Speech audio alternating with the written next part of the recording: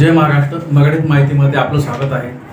मित्रांनो, गेल्या 25 तारखेला म्हणजे 2 दिवसा अगोदर महाराष्ट्राचे अर्थसंकल्पीय अधिवेशन संपलेले आहे आणि त्या अधिवेशनाच्या शेवटच्या दिवशी मुख्यमंत्री उद्धव ठाकरे यांनी भाषण केलं आणि उद्धव ठाकरे यांच्या भाषणातील मुद्दे काय काय होते ते आपण बघणार आहोत आणि त्याच्यावरती आपल्या प्रतिक्रिया, तसेच अनेक राजकीय नेत्यांनी काय त्याच्यावरती प्रतिक्रिया दिल्यात ते सुद्धा आपण बघणार आहोत. प्रामुख्याने त्या भाषणातील जे टीकेचे मुद्दे आहेत किंवा मुख्यमंत्र्यांनी ज्या प्रकारे विरोधी पक्षावरती टीका केलेली आहेत तेच मुद्दे आपण अभ्यासाला घेणार आहोत. उद्धव ठाकरे म्हणाले की माझी बदनामी सुरू आहे किंवा माझ्या परिवाराची बदनामी सुरू आहे, तसेच माझ्यावरती आणि माझ्या परिवारावरती टीका करत आहेत. मी टीकेला घाबरत नाही किंवा बदनामीला घाबरत नाही असं उद्धव ठाकरे म्हणाले. मग उद्धव ठाकरे यांच्यावरती काय टीका होत आहे आणि उद्धव ठाकरे यांची बदनामी काय होत आहे किंवा त्यांच्या परिवाराची काय बदनामी होत आहे. 6-6.5 करोड रुपयाचा घोटाळा त्यांच्या मेहुण्याने म्हणजे त्यांच्या साल्याने केलेला आहे असं ईडीचं म्हणणं आहे आणि ईडीने त्यांची संपत्ती जप्त केलेली आहे. परंतु ईडीने त्यांच्या मेहुण्याला जे पाटणकर आहेत त्यांना अजूनही अटक केलेली नाही किंवा त्यांना ताब्यात घेतलेलं नाही. मग याच्यामध्ये उद्धव ठाकरे यांची बदनामी आली कुठून? दिशा सालील प्रकरणामध्ये किंवा सुशांत सिंह राजपूत प्रकरणामध्ये नितेश राणे आणि नारायण राणे यांना पोलीस स्टेशनमध्ये बसून ठेवलं आणि त्याच्यानंतर ज्यावेळेस नारायण राणे हे बाहेर आले त्यावेळेस नारायण राणे म्हणाले की मुख्यमंत्री उद्धव ठाकरे यांचा मला 2 वेळा फोन आला आणि तुम्हाला पण मुलं आहेत, तुम्ही पण माझ्या मुलाचं नाव घेऊ नका असं ते अप्रत्यक्षरित्या म्हणाले किंवा प्रत्यक्षरित्याही म्हणाले असतील. पण नारायण राणे यांनी सांगताना असं सांगितलं की उद्धव ठाकरे यांचा मला फोन आला आणि उद्धव ठाकरे म्हणाले की तुम्हाला पण मुलं आहेत, तुम्ही कुण्या मंत्र्याची दिशा सालीन प्रकरणामध्ये गाडी होती असं म्हणू नका किंवा कुण्या मंत्र्याचा हात दिशा सालींच्या मर्डरमध्ये आहे किंवा आत्महत्येमध्ये आहे असं म्हणू नका. मग जर उद्धव ठाकरे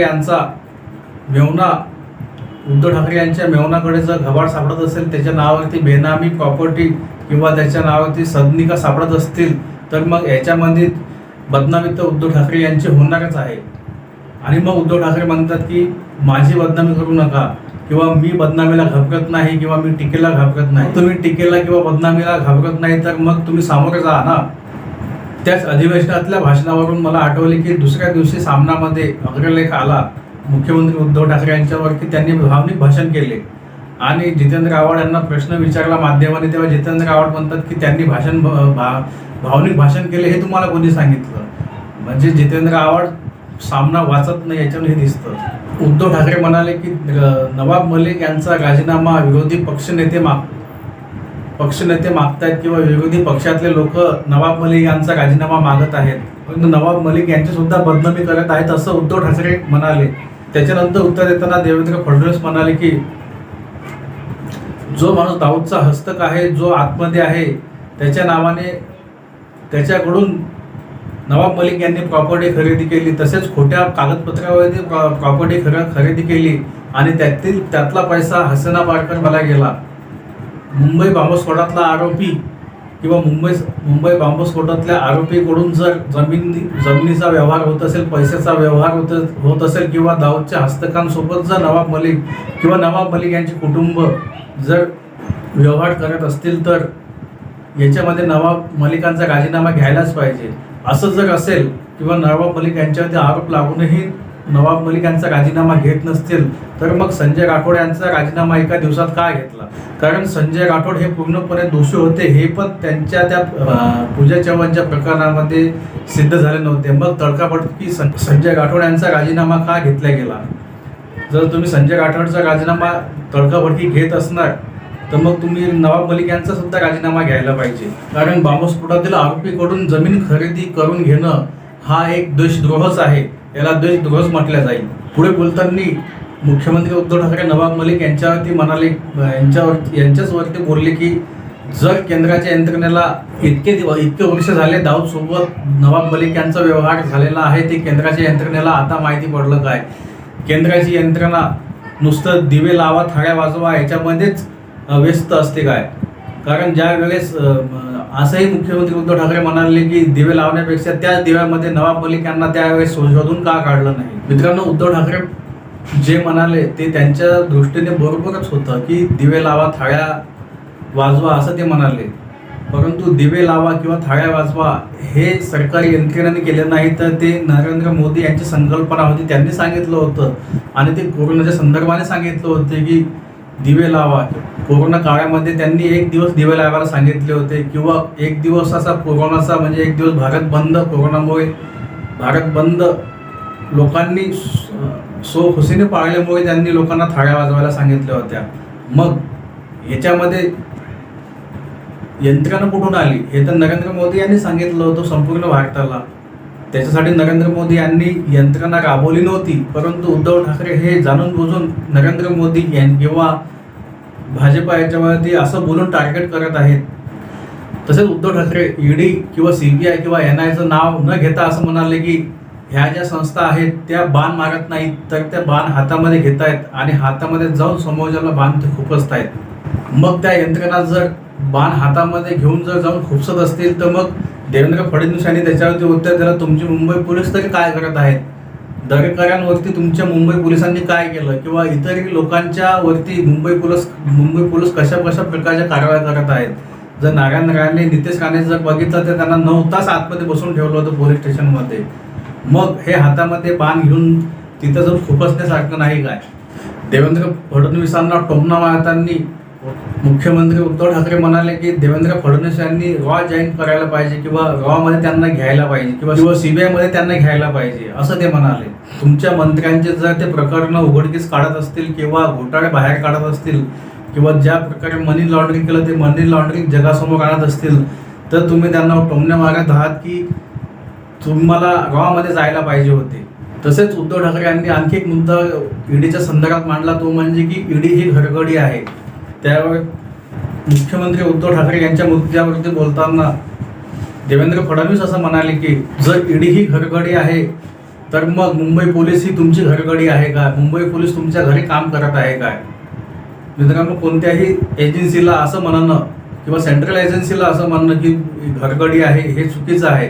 तसेच देवेंद्र फडणवीस म्हणाले की ईडीने तुमच्या घरगड्यांना बोलवलं, म्हणजेच देवेंद्र फडणवीस यांचा डायरेक्ट वार हा अनिल परब म्हणा किंवा पाटणकर जे मुख्यमंत्री उद्धव ठाकरे यांचे मेहुणे आहेत त्यांना बोलवलं म्हणून मी ईडीला घरगडी म्हणत आहात का? म्हणजे देवेंद्र फडणवीस यांनी सुद्धा टीका करताना उद्धव ठाकरे यांना सोडलेलं नाही. त्यांनी सुद्धा म्हटलं की तुमच्या घरगड्यांना बोलवलं म्हणून तुम्हाला ईडी ही घरगडी वाटायला लागली असं ते म्हणाले. तसेच उद्धव ठाकरे म्हणाले की राम मंदिराचा विषय तुम्ही निवडणुकीसाठी घेता किंवा ज्या वेळेस निवडणूक आहे त्या वेळेस तुम्ही राम मंदिराचा विषय घेत असता.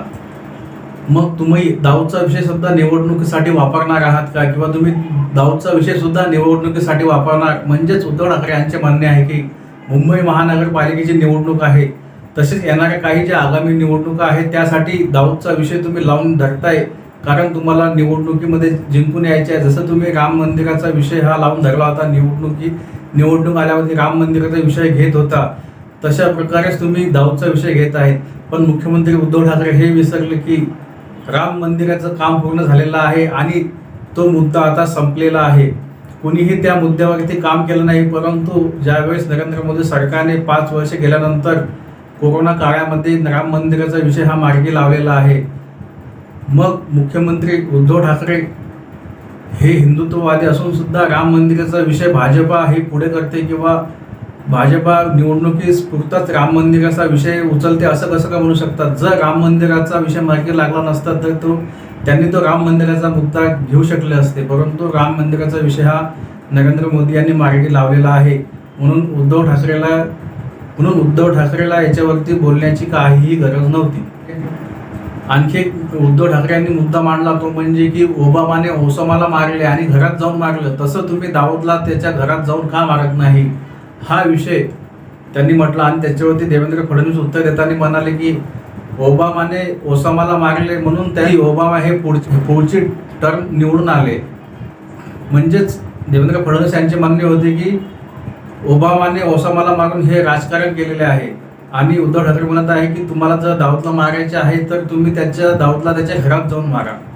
मग उद्धव ठाकरे यांना प्रश्न विचारावा असा वाटतो की ज्या दाऊदच्या हस्तकाकडून किंवा दाऊदच्या माणसांकडून तुमचा मंत्री किंवा तुमच्या सरकार मध्ये सहभागी असलेला एक मंत्री हा त्या प्रकरणावरून दाऊदच्या माणसाकडून प्रॉपर्टी खरेदी करतो किंवा प्रॉपर्टीचे व्यवहार करतो, परंतु तुमच्या निदर्शनास येऊनही तुम्ही त्याचा राजीनामा घेत नाही आणि उलट पक्षी विरोधकांना म्हणताय किंवा देवेंद्र फडणवीस यांना म्हणताय की तुम्ही दाऊदला घरात घुसून का मारत नाही. कमाल आहे मुख्यमंत्र्यांची. उद्धव ठाकरे असंही म्हणाले की महबूबा मुफ्तीसोबत तुम्ही गेलात. जे महबूबा मुफ्ती यांची अफजल गुरुला फाशी देण्यासाठी विरोध होता, त्या महबूबा मुफ्तीसोबत तुम्ही सरकार बनवलं. याच्यावरती देवेंद्र फडणवीस यांनी उत्तम उत्तर दिलं मुख्यमंत्री उद्धव ठाकरे यांना.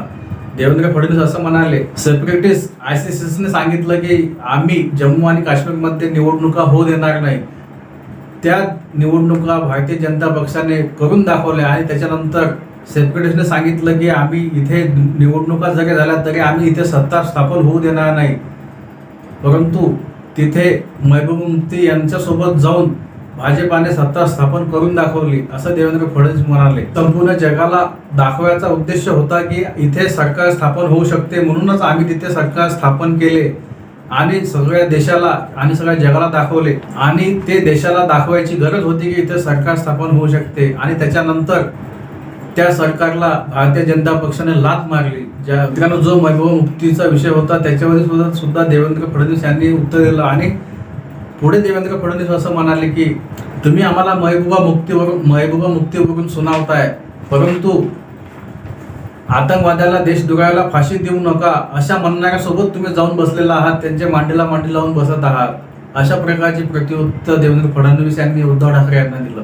महबूबा मुफ्तीवरून उद्धव ठाकरे जे म्हणाले होते की अशा विचारांची माणसं असून सुद्धा तुम्ही त्यांच्याबरोबर गेला, सरकार बनवलं. तर मग देवेंद्र फडणवीस असं म्हणाले की तुम्ही सुद्धा जी लोक देशद्रोह्यांना किंवा आतंकवाद्यांना फाशी देऊ नका म्हणतात किंवा फाशी द्यायला विरोध करतात, अशा लोकांसोबत सुद्धा तुम्ही गेलेला आहात, त्यांच्यासोबत तुम्ही सरकार स्थापन केलेलं आहे, असं प्रत्युत्तर देवेंद्र फडणवीस यांनी दिलं. उद्धव ठाकरे आणखी पुढे म्हणाले की मी हिंदुत्ववादी आहे आणि हिंदुत्ववादी राहणारच. मग हे उद्धव ठाकरे कुणाला सांगत होते की हिंदुत्ववादी तुम्ही आहात म्हणून? हिंदुत्ववादी तुम्ही जर असते तर तुम्ही काँग्रेस आणि राष्ट्रवादी सोबत गेले नसते. काँग्रेस आणि राष्ट्रवादी सोबत जाऊन तुम्ही सरकार स्थापन केलं नसतं.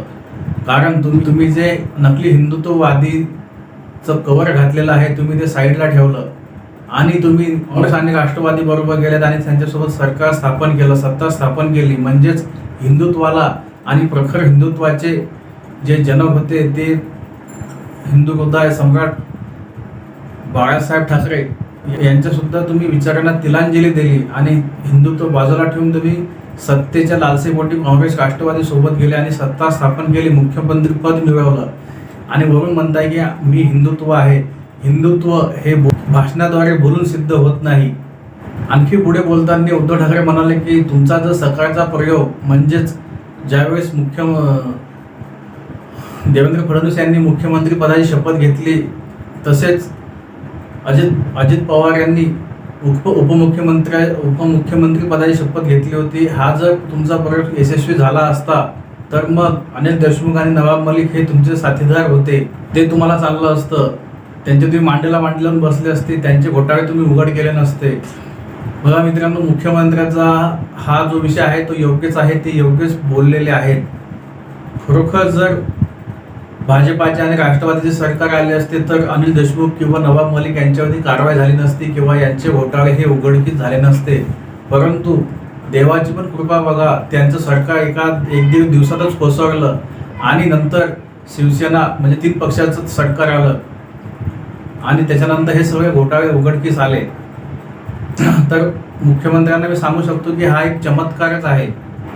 पुढे बोलताना उद्धव ठाकरे म्हणाले की शिवसेना आणि BJPचे जर सरकार आले असते महाराष्ट्रामध्ये किंवा शिवसेनेचा मुख्यमंत्री किंवा भाजपाचा मुख्यमंत्री झाला असता किंवा दोघांनी मिळून जर सरकार स्थापन केले असते तर आमच्या कुटुंबाची बदनामी केली गेली नसती. तर तो पण त्यांचा मुद्दा खराच आहे, त्यांच्या पण कुटुंबाची बदनामी झाली नसती. परंतु जर शिवसेना आणि भाजपाचे जर सरकार आले असते तर काँग्रेस आणि राष्ट्रवादीच्या मंत्र्यांचे घोटाळे उघडकीस आले असते. ही गोष्ट तेवढीच खरी आहे. परंतु भाजपाचे साथ सोडून शिवसेना ही काँग्रेस राष्ट्रवादी सोबत गेल्यामुळे आता तिन्ही पक्षाच्या नेत्यांची पितळ हे उघड पडत आहे आणि त्याच्यामध्ये खास करून राष्ट्रवादी आणि शिवसेना यांच्या मागेच ईडीचा ससेमिरा लागलेला आहे. मुख्यमंत्री उद्धव ठाकरे यांचे एक वाक्य अप्रतिम आहे. त्यांनी म्हटलेलं आहे की मर्द असेल तर मर्दासारखं अंगावर आहे, आणि पुढे असं बोलताना म्हणाले की ते समोरासमोर येऊन लढा. मित्रांनो, वाक्य ही दोन्ही पण खूप सुंदर आहे की मर्द असेल तर मर्दासारखं अंगावर आहे आणि समोर येऊन लढा. म्हणजे याचा अर्थ काय होतो? याचा अर्थ अजूनही महाराष्ट्राला समजलेला नाही, अजूनही कुठल्याही पक्षाला समजलेला नाही, प्रशासनाला समजलेला नाही, पत्रकारांना समजलेला नाही. मर्द असेल तर मर्दासारखा अंगावर आहे म्हणजे काय? मुख्यमंत्री उद्धव ठाकरे यांचं म्हणणं असं आहे का की आपण समोरासमोर येऊन लढू म्हणजे काय? शस्त्राने लढू किंवा लाथाबुक्क्याने लढू किंवा कुस्तीच्या मैदानात जाऊन लढू, याचा अर्थ मुख्यमंत्री उद्धव ठाकरे यांनी सांगितलेला नाही की समोरासमोर येऊन लढा. मुख्यमंत्री उद्धव ठाकरे यांची तब्येत नाजूक आहे, त्यांची आता शस्त्रक्रिया झालेली आहे. त्यांचं जे पहिलं वजन होतं ते वजन पण त्यांचं कमी झालेलं आहे, त्यांना थकवा जाणवतो. जे काही त्यांचे काम असेल ते व्हिडिओ कॉन्फरन्सद्वारे ते त्यांचे कामं करत असतात. गेल्या कितीतरी दिवसापासून ते घरातच बसून असतात किंवा त्यांच्या निवासस्थानी म्हणा किंवा त्यांच्या ऑफिसमधूनच ते काम सांभाळतात. ते कुठल्याही महाराष्ट्राच्या दौऱ्या गेलेले नाहीत.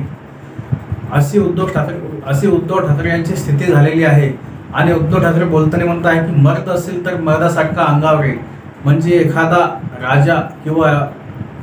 राजा जो असतो, सुदृढ राजा जो धिप्पाड असतो, तो म्हणतो की मर्द असेल तर तू मर्दासारखा अंगावर आहे आणि माझ्या अंगावर आल्यावरती मी एकाला कापून काढीन. जर माझ्या अंगावरती 10-20 जण जरी आले तरी मी त्यांना कापून काढीन. अशा प्रकारची उद्धव ठाकरे यांनी भाषा समजली. परंतु त्याचा अर्थ या महाराष्ट्राला अजूनही कळलेला नाही की मर्द असेल तर मर्दासारखा अंगावर म्हणजे काय? समोरासमोर तुमची लढायची हिंमत नाही आणि तुम्ही म्हणताय की मर्दासारखा अंगावर आहे. तुमची प्रकृती नाजूक आहे, शारीरिक स्थिती खालावलेली आहे आणि तुम्ही म्हणता मर्दासारखा अंगावर आहे. याचा खुलासा उद्धव ठाकरे यांनीच करावा की त्यांनी जो हा शब्द वापरला मर्द असेल तर मर्दासारखा अंगावर आहे म्हणजे हे काय त्यांनी सांगायला पाहिजे होतं. म्हणजे तिथूनच देवेंद्र फडणवीस त्यांच्या जवळ गेले असते आणि म्हणून दाखवलं असतं की हा, मी आता तुमच्या अंगावरती आलोय, काय करताय म्हणून. आपण काय बोलतोय, आपल्याला बोलता येतं म्हणून आपण काहीही बोलायचं किंवा आपल्याला बोलता येत नाही म्हणून आपण काहीही शब्द वापरायचे, अशी प्रकारची अवस्था ही मुख्यमंत्र्यांची झालेली आहे. तसेच आणखी भावनिक होऊन उद्धव ठाकरे म्हणाले की जर काही मतभेद असतील तर ते आम्हाला सांगा, आमच्या कुटुंबाची किंवा आमची बदनामी करू नका. मित्रांनो, उद्धव ठाकरे हे विसरत आहेत की बदनामी कुठेही होत नाही. बदनामी कुठे होते? कारवाई होत आहे, बदनामी होताना दिसत नाही, कारवाई होत आहे. जे बदनामी करत आहे तुम्ही त्यांना आवरा. तुम्हाला जर वाटतं आपली जर मीडियामधून जर बदनामी होत आहे तर तुम्ही मीडियाला सांगा की आमची बदनामी करू नका, सांगा कारवाई होत आहे म्हणून. आजची जर बातमी बघितली तर यशवंत जाधव यांच्याकडे डायरी सापडली आणि त्या डायरीमध्ये लिहिलेलं आहे की 50 लाखाचा घड्याळ मातोश्रीला दिलं म्हणून आणि 2 कोटीचं गिफ्ट हे पाडव्याला मातोश्रीला दिलं म्हणून. आणि त्याच्यावरती खुलासा आलेला आहे यशवंत जाधव यांचं की त्यांनी जे घड्याळ दिलं हे त्यांच्या आईला भेट म्हणून दिलं, मातोश्रीला. आपल्या आईला किंवा आपल्या घरच्यांना आपण जर काही कुठली भेटवस्तू देत असू किंवा गिफ्ट देत असू तर ते आपण डायरीमध्ये लिहून ठेवत नाही. आपल्या घरच्यांना सुद्धा आपण जर उसनवारीने पैसे देत असू, आपल्या घरच्यांना सुद्धा जर आपण पैसे देत असू, लाखामध्ये देत असू किंवा कोटीमध्ये देत असू, परंतु ते आपण लिहून ठेवत नाही किंवा डायरीमध्ये लिहत नाही.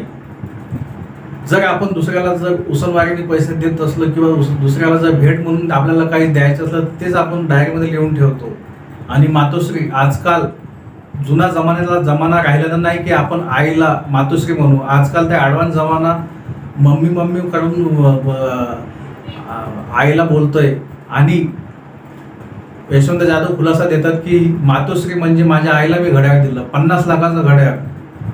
50 लाखाचं घड्याळ हे मातोश्री म्हणजे उद्धव ठाकरे या कलानगरच्या मातोश्रीमध्ये ते घड्याळ भेट दिलेलं आहे. आणि उद्धव ठाकरे म्हणतात आहे की बदनामी करू नका.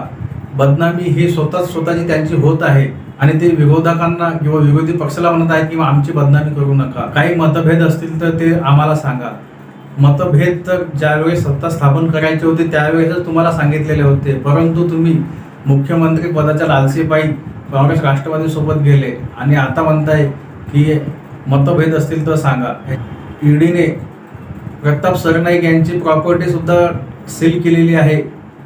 आणि उद्धव ठाकरे म्हणतायत आहे की मतभेद असतील तर सांगा. याच्यामध्ये मतभेदाचा विषयच नाही. जर तुम्ही घोटाळे करून किंवा मनी लॉन्ड्रिंग करून जो पैसा मिळवलेला आहे त्या पैशातून तुम्ही ज्या प्रॉपर्ट्या उभ्या केलेल्या आहेत त्यांना आता टाच लागत आहे. आणि मुख्यमंत्र्यांचा असाही इशारा असू शकतो की काही मतभेद असतील तर सांगा. म्हणजे हा एक इशारा पण आहे. म्हणजेच जर तुम्ही सांगितलं किंवा आमच्यासोबत जर तुम्ही बोलणं केलं तर ज्या काही पुढे घटना घडतील किंवा ज्या ज्या कारवाया होतील याला रोखता येईल अशा प्रकारची भाषा या मतभेदामधून समजून येते. मुख्यमंत्री उद्धव ठाकरे हे सुद्धा म्हणाले की मला तुरुंगात टाका आणि मी कृष्ण नाही जसं सांगतो तसंच तुम्हाला कंस नाही हे सुद्धा सांगता आलं पाहिजे. अशा प्रकारचं भावनिक मुद्दा मुख्यमंत्री उद्धव ठाकरे यांनी उपस्थित केला. त्याच्यावरती आज किरीट सोमय्या बोलताना बोलले की तुम्हाला तुरुंगात जावं लागेलच जर तुमच्या बेनाव्या प्रॉपर्ट्या जर सील होत आहेत किंवा तुमच्यावरती आरोप लागत आहेत किंवा तुमच्या आता ईडी घरापर्यंत पोहोचलेली आहे तर तुम्हाला सुद्धा आतमध्ये जायची वेळ येणारच आहे. आणखी पुढे बोलताना उद्धव ठाकरे असं म्हणाले की तुम्ही बाळासाहेबांना काय उत्तर देणार आहात असं आम्हाला म्हणता, तर मग तुम्ही काय बाळासाहेबांना उत्तर देणार असं त्यांनी विरोधी पक्षाला विचारलं. तसेच बाळासाहेबांनी तुमच्या नेत्यांना वाचवलं हे सुद्धा उद्धव ठाकरे यांनी म्हणून दाखवलं. जसं आपण म्हणतो ना, आपण एखाद्यावरती जर उपकार केले तर ते बोलून दाखवले जातात, तशा प्रकारचे उपकार जसे बाळासाहेबांनी बीजेपीच्या नेत्यांवरती केलेले आहेत तसेच उद्धव ठाकरे यांनी ते अधिवेशनामध्ये बोलून दाखवले. मग ज्या ज्या नेत्यांना बाळासाहेबांनी वाचवलं ते नेते बाळासाहेबांशी येऊन पाया पडत असत, त्यांना मानत असत, त्यांच्या हिंदुत्वाला मानत असत. परंतु बाळासाहेब सध्या नाही आहेत आणि बाळासाहेबांचा मुलगा बाळासाहेबांच्या पावलावर पाऊल टाकून चालत नाही आहे. म्हणूनच बीजेपीवाले किंवा बीजेपी नेते हे शिवसेनेपासून दुरावलेले आहेत किंवा बाळासाहेबापासून दुरावलेले आहेत. याचं कारण मुख्यमंत्री उद्धव ठाकरे हेच आहेत. आणि मुख्यमंत्री उद्धव ठाकरे म्हणत आहे की तुम्ही बाळासाहेबांना काय उत्तर देणार आहात. मग मी उद्धव ठाकरे यांना विचारतो की तुम्ही बाळासाहेबांना काय उत्तर देणार आहात. तुम्ही हे म्हणणार आहात की बाळासाहेब मी तुमचं स्वप्न पूर्ण करण्यासाठी काँग्रेस आणि राष्ट्रवादी बरोबर गेलो आणि मुख्यमंत्री पद मिळवलं आणि मुख्यमंत्री पद मिळवल्यानंतर माझ्या कुटुंबाची मी बदनामी स्वतःहून केली, बाळासाहेबांची बदनामी केली. आज रोजी जनाब बाळासाहेब ज्या बाळासाहेबावरती कुणाची फेसबुक पोस्ट विरोधात लिहायची हिंमत नव्हती त्या बाळासाहेबांना जनाब बाळासाहेब म्हणून संबोधले जाते. परंतु त्याच्यावरती शिवसैनिक गप्प आहेत, मुख्यमंत्री उद्धव ठाकरे सुद्धा गप्प आहेत. कुणाही शिवसैनिकाला आता उद्धव ठाकरे यांचं देणं घेणं उरलेलं नाही. त्यांच्या मनात जर बाळासाहेबांविषयी प्रेम आहे तर ते त्यांच्या मनात आहे, ते आता जाहीरपणे दाखवत नाहीत. आणि उद्धव ठाकरे म्हणतात की तुम्ही बाळासाहेबांना काय उत्तर देणार आहात. मग उद्धव ठाकरे हे काय बाळासाहेबांना उत्तर देतील हे उद्धव ठाकरे यांनी जाहीर करून टाकावं. कारण काँग्रेस राष्ट्रवादीसोबत उद्धव ठाकरे यांचं जाणं हे बाळासाहेबांना कधीही पचनी पडलं नसतं. त्यांनी सरकारला लाथ मारली असती किंवा उद्धव ठाकरेंना घराच्या बाहेर हाकलून दिलं असतं. परंतु सत्तेसाठी बाळासाहेब हे लाचार झाले नसते. हे पहिलं उद्धव ठाकरे यांनी समजून घ्यायला पाहिजे. तसेच ती किरीट सोमय्याविषयी बोलताना बोलले की हे ईडीचे दलाल आहेत की प्रवक्ते आहेत हे समजत नाही. त्याच्यावरती देवेंद्र फडणवीस यांनी उत्तर दिलं. त्यावेळी देवेंद्र फडणवीस म्हणाले की संजय राऊत यांना सुद्धा तुम्ही अक्कल शिकवा. ते सुद्धा आज बाप बेटे आतमध्ये जातील, हा आतमध्ये जाईल, याला मुंबई पोलीस याला आम्ही याच्या विरोधात कारवाई चालू केली, त्याच्या विरोधात कारवाई चालू केली. मग देवेंद्र फडणवीस यांचं म्हणणं आहे की मुंबई पोलिसांचे संजय राऊत हे सुद्धा दलाल झालेले आहेत काय. आणखी पुढे बोलताना मुख्यमंत्री उद्धव ठाकरे म्हणाले की अनिल परब यांनी ज्या वेळेस मुंबईमध्ये दंगली झाल्या त्यावेळेस गुरासारखा मार खाल्ला आणि किशोरी पेडणेकर ज्यावेळेस 2005 साली नारायण राणे हे पक्षातून शिवसेनेतून बाहेर पडले त्यावेळेस किशोरी पेडणेकर यांच्या डोक्यामध्ये वीट घालण्यात आली, त्यांच्या डोक्याला खड्डा पडला. अशा शिवसैनिकांना तुम्ही आतमध्ये टाकणार आहात का असं मुख्यमंत्री उद्धव ठाकरे यांनी विचारलं. मग इथे प्रश्न येतो, जर अनिल परब यांनी शिवसेनेसाठी गुरासारखा मार खाल्ला आणि आता ज्यांनी मार खाल्ला त्यांचे जर बेनामी प्रॉपर्टी जर जमा करत असतील किंवा घोटाळे करत असतील किंवा लाखो करोडो रुपये ते जर प्रॉपर्ट्या घेत असतील आणि त्याचा हिशोब त्याच्याकडे जर नसेल तर मग ज्या गुराप्रमाणे मार खाल्ला त्याचा इथे काय संबंध येतो. त्यावेळेस ते शिवसैनिक होते, त्यावेळेस त्यांनी मार खाल्ला, परंतु आता ते करोडपतीमध्ये त्यांचं नाव सामील झालेलं आहे आणि एवढ्या बेनामी प्रॉपर्टी असणाऱ्या लोकांना तुम्ही शिवसैनिक म्हणून घेता याचीच तुम्हाला खरं तर लाज वाटली पाहिजे. तसं पुढे बोलतानाही उद्धव ठाकरे म्हणाले की आता अनिल परब यांना आतमध्ये टाकणार, त्याच्यानंतर किशोरी पेडणेकर यांना आतमध्ये टाकणार. म्हणजेच अनिल परब यांना आतमध्ये जावं लागेल किंवा ईडी त्यांना ताब्यात घेईल, त्यांना सुद्धा तुरुंगात जावं लागेल, हे असं किरीट सोमय्या वारंवार म्हणत आहेत आणि याची चाहूल उद्धव ठाकरे यांना लागलेली आहे. तसंच अनिल परबानंतर किशोरीताई पेडणेकर यांचा सुद्धा नंबर लागणार आहे, कारण त्या मुंबईत गेली 5 वर्ष मुंबईच्या महापौर होत्या. जर मुंबईच्या स्थायी समितीचे जे अध्यक्ष होते त्यांच्याकडे जर एवढी प्रॉपर्टी असेल तर किशोरीताई पेडणेकर यांनी किती प्रॉपर्टी जमा केलेली असेल हे आता येणाऱ्या काळातच दिसेल. तसंच मुख्यमंत्री उद्धव ठाकरे यांनी 25 तारखेच्या त्या अधिवेशनातील भाषणात म्हणले की अनिल परब यांचा जो काय बांधकाम आहे ते पाडला जात आहे, जो काय रिसॉर्ट आहे तो पाडला जात आहे. आणि दुसऱ्या दिवशी अनिल परब म्हणत आहेत की तो जो रिसॉर्ट आहे तो माझा नाही आहे.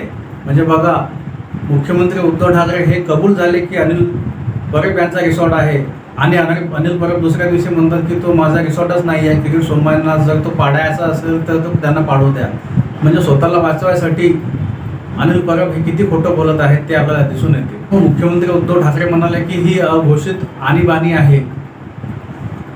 म्हणजेच भाजपा किंवा भारतीय जनता पक्षाने ही लादलेली आणीबाणी आहे, या महाराष्ट्रावरती अघोषित आणीबाणी आहे असं उद्धव ठाकरे म्हणाले. या आणीबाणीवरतीच भाऊ तळसकर यांचा एक व्हिडिओ आलेला आहे की महाराष्ट्रामध्ये काहीतरी मोठं होत आहे, त्याच्यावरती आपण एक पुढे व्हिडिओ बनवणार आहोत. म्हणून तुळसाचरी या आणीबाणीचा विषय आपण इथं टाळतो. विरोधी पक्षनेते देवेंद्र फडणवीस हे उद्धव ठाकरे यांना उत्तर देताना त्यांनी काय काय महत्त्वाचे मुद्दे मांडले, जरा ते 2-4 मुद्दे आपण बघू. देवेंद्र फडणवीस असं म्हणतात उद्धव ठाकरे यांना उद्देशून की तुम्ही असं म्हणता की आमच्यावर टीका करा, महाराष्ट्रावर टीका करू नका. त्यावेळी देवेंद्र फडणवीस असं म्हणाले की तुम्ही म्हणजे महाराष्ट्र नाही किंवा शिवसेना म्हणजे महाराष्ट्र नाही किंवा उद्धव ठाकरे म्हणजे महाराष्ट्र नाही किंवा तुम्ही म्हणजे मुंबई नाही किंवा तुम्ही म्हणजे मराठी नाही, हा विषय तुम्ही डोक्यातून काढून टाका. स्पष्टपणे देवेंद्र फडणवीस म्हणाले की तुम्ही म्हणजे महाराष्ट्र नाही, हा जो शिवसेनेचा गैरसमज आहे तो शिवसेनेने काढून टाकावा. ज्यावेळेस मुख्यमंत्री उद्धव ठाकरे यांनी देवेंद्र फडणवीस यांचा उल्लेख शिखंडी असा केला, त्यावेळेस देवेंद्र फडणवीस असं म्हणाले की तुम्ही मोदींसोबत मते मागितलेली आहेत आणि मतं मिळाल्यानंतर तुमचे आमदार निवडून आल्यानंतर तुम्ही सत्तेसाठी कोणत्या शकुनीच्या नादी लागले हे सगळ्या जनतेला माहिती आहे किंवा सगळ्या महाराष्ट्राला माहिती आहे. म्हणजे देवेंद्र फडणवीस यांना म्हणायचे आहे की शकुनी कोण आहे आणि शिखंडी कोण आहे हे उद्धव ठाकरे यांनीच ठरवावं. आणि कपटाने राज्य हे कौरवांनी घेतलं होतं, पांडवांनी नाही, असं सुद्धा मुख्यमंत्र्यांना उत्तर देताना देवेंद्र फडणवीस म्हणाले. देवेंद्र फडणवीस असं म्हणाले की मी जे मुद्दे सभागृहामध्ये मांडले, जे महाराष्ट्राचे प्रश्न सभागृहामध्ये मांडले, त्याच्यावरती मुख्यमंत्री उद्धव ठाकरे यांनी एकही उत्तर दिलेलं नाही, कारण मुख्यमंत्री उद्धव ठाकरे यांच्याकडे त्याच्यावरती उत्तरच नाही आहे. आणखी देवेंद्र फडणवीस असं म्हणाले की रशिया आणि युक्रेनची युद्ध चालू आहेत. युक्रेनचे जे राष्ट्रपती आहेत झेलेन्स्की यांना जसे नाटो देश सहकार्य करत आहेत त्याच्यापेक्षा झेलेन्स्की यांनी उद्धव ठाकरे यांच्याकडे सहकार्य मागितले पाहिजे. आणि उद्धव ठाकरे यांच्याकडे जगातला सर्वात मोठा बॉम्ब आहे आणि तो बॉम्ब म्हणजे टोमणे बॉम्ब आहे, कारण उद्धव ठाकरे हे टोमणे मारण्याशिवाय काहीच करत नाहीत असं देवेंद्र फडणवीस यांचं म्हणणं आहे. आणि झेलेन्स्कीने सुद्धा उद्धव ठाकरे यांच्याकडे मदत मागितली पाहिजे, म्हणजेच टोमणे बॉम्बच्या जोरावरती झेलेन्स्की यांना रशियासोबत लढता येईल आणि युद्ध जिंकता येईल. मित्रांनो, जे काही टोमणे उद्धव ठाकरे यांनी भाजपाला किंवा देवेंद्र फडणवीस यांना लगावलेले आहेत त्याच्यावरती देवेंद्र फडणवीस यांनी हे सनसनीत उत्तर दिलेलं आहे. तसेच देवेंद्र फडणवीस म्हणाले की हे जे भाषण आहे हे भाषण त्यांचं विधानसभेतलं नव्हतं किंवा अधिवेशनातलं भाषण नव्हतं, तर हे भाषण त्यांचं शिवाजी पाठपत असं ते भाषण करतात, त्या प्रकारचं हे भाषण त्यांनी अधिवेशनात केलं किंवा विधानसभेमध्ये केलं असं देवेंद्र फडणवीस म्हणाले. आणि देवेंद्र फडणवीस यांनी एक त्यांच्यावरती कविता म्हटली किंवा त्यांच्यावरती एक शेर म्हटला, तो मी तुम्हाला म्हणून दाखवतो. गाज पर पहरा है, जख्म बहुत गहरा है, लगता है बड़ी चोट खाई है, दर्द बन के बातें जुबा पर आई है. म्हणजेच मुख्यमंत्री उद्धव ठाकरे जे काही म्हणाले त्यांना ईडी ज्यावेळेस त्यांच्या घरापर्यंत पोचली किंवा त्यांच्या मेहुण्यापर्यंत पोचली आणि CBI आता त्यांच्या मुलापर्यंत ज्यावेळेस त्यांच्या मुलापर्यंत पोचणार आहे याच्यामुळेच उद्धव ठाकरे भावनिक झालेले आहे आणि ज्या काही गोष्टी असतील त्या त्यांच्या जिभेवरती आलेल्या आहेत किंवा ते आता बोलून दाखवत आहेत किंवा असं म्हणत आहेत की जर काही आमच्याविषयी जर मतभेद असतील तर ते आम्हाला बोलून दाखवा. तर मित्रांनो, हा व्हिडिओ तुम्हाला कसा वाटला ते आम्हाला कमेंट करून सांगा. तसेच या व्हिडिओला लाईक करा, शेअर करा आणि मराठीत माहिती या यूट्यूब चॅनलला सबस्क्राईब करा. धन्यवाद.